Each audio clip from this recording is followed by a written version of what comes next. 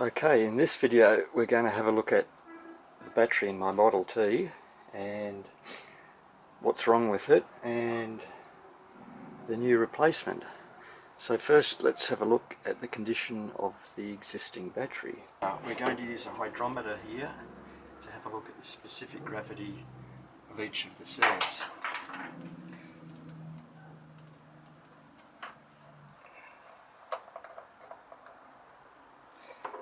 And the specific gravity is a way of comparing the density of the electrolyte to that of water, and we can see how charged the battery is. So for the first cell, we introduce the electrolyte into the hydrometer, and it's just between the red and the white. So that cell's in reasonable condition.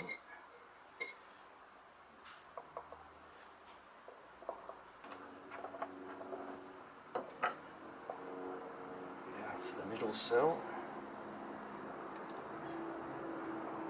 that's also just on the border between the red and white divisions, which on this is graded good, fair or recharge, and it's in the fair zone.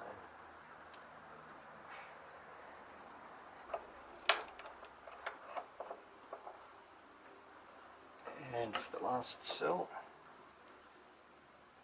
well, that's well into the red zone, so this is definitely showing this cell is faulty. And this is after the battery has been charged with 6 amps all day. Okay, so that's our hydrometer test.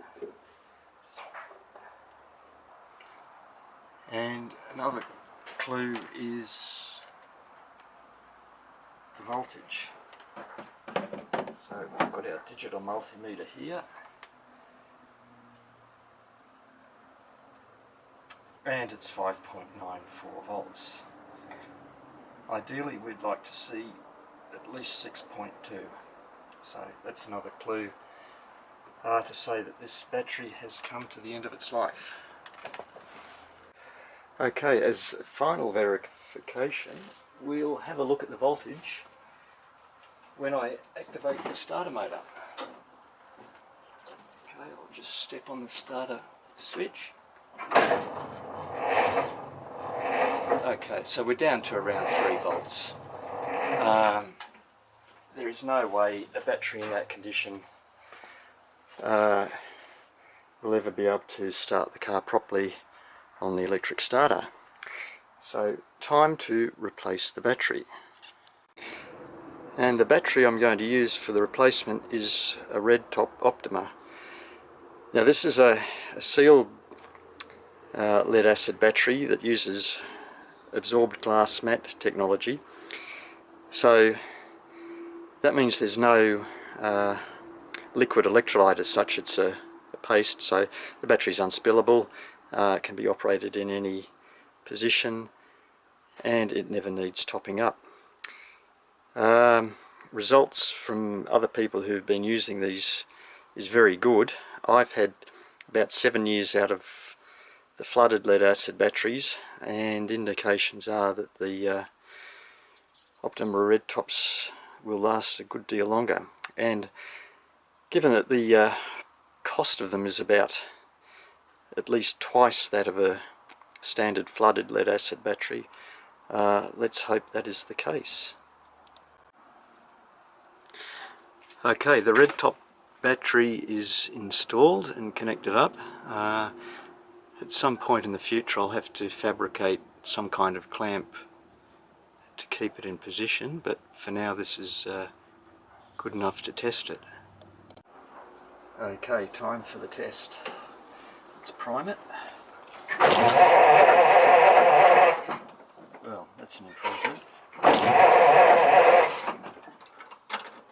And ignition.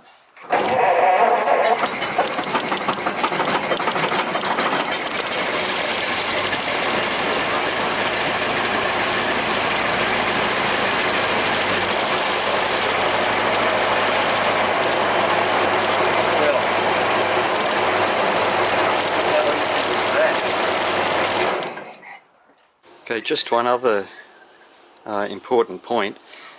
Because the Optima Red top is a sealed battery, it's important to keep the charge current low, or alternatively regulate it. Now I've got the Fun Projects voltage regulator here, which limits the charge voltage to 7 volts. The normal Ford system with the cutout is a constant current charge, and the battery will just basically keep charging whenever the engine's running, even if the battery's already fully charged. In that situation, I'd keep the current down to about 5 amps, because since the battery is sealed, it cannot vent gas, so it's important not to overcharge it.